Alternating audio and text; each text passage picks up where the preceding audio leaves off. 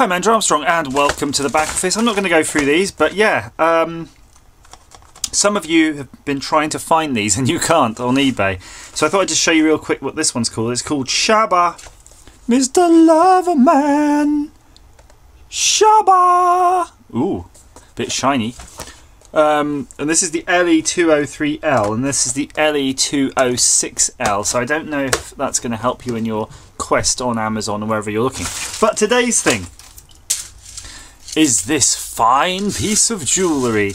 My son is into Zelda-y type things right now, and he found this in a sort of charity shop and wanted it, and it was sort of Zelda-y. I'm going to say, yeah, it might go well on a little kid's fancy dress costume. And it was a whole £2 English pounds, so it was an okay investment. But on the label, it did distinctly say untested, sold as untested. So caveat emptor, I'm afraid, on this. And when we popped it open, ba-dink, it's not working. But I feel it's probably just you know, the battery of this fine craftsmanship, fine timepiece. So let's see how we're going to do that. It looks to me to be pretty standard in how it operates there. I'm going to try with a spludger, but I think a spludger is just a bit too big. I do actually have a thing. It's a weird tool for getting the backs off watches, but for getting the backs off those weird ones where you got to twist them and they've got a weird couple of little areas. Now, this is a, oh crikey, it's so soft. I already scuffed its soft metalness. There we go. Job done. So there is a wee battery and there's a fingerprints in there. Got my battery card here just to the side. Can't be bothered to zoom out. You know what getting a battery out of a pack looks like. This one could be quite an easy fix. And I've got old Billy's calculators sitting on the shelf. Got to bloody post those off. Today was a fraught day for me. Got my little bit of jet lag I'm trying to get over. What size is that bad boy?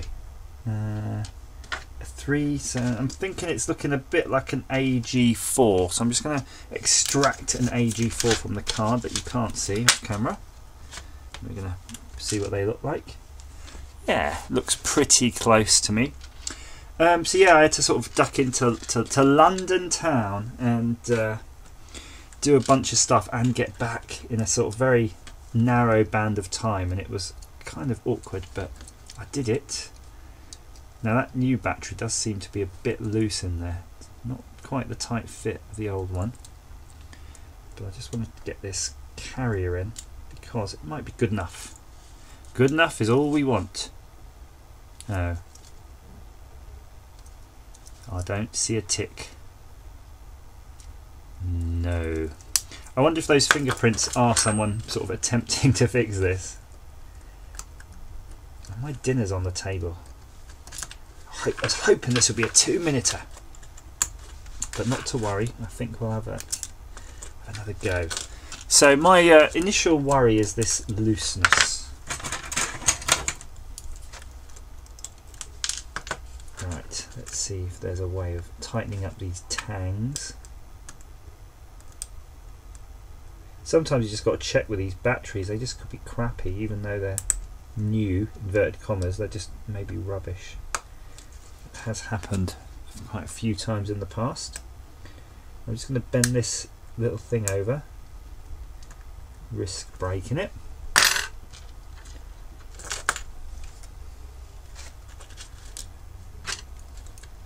Get that in there. Oh! It were in and then it were out.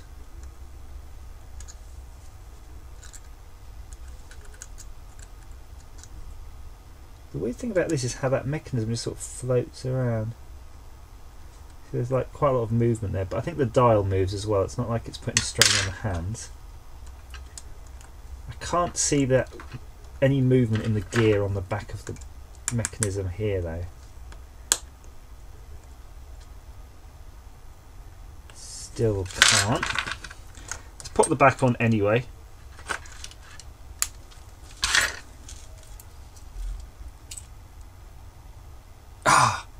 success! Great success! My little lad, he's going to be ever so pleased now. Ever so pleased in that bit of quality objet d'art that'll make him look like the right little gentleman, or the perfect addition to his Zelda pirate costume. As ever, thanks for watching.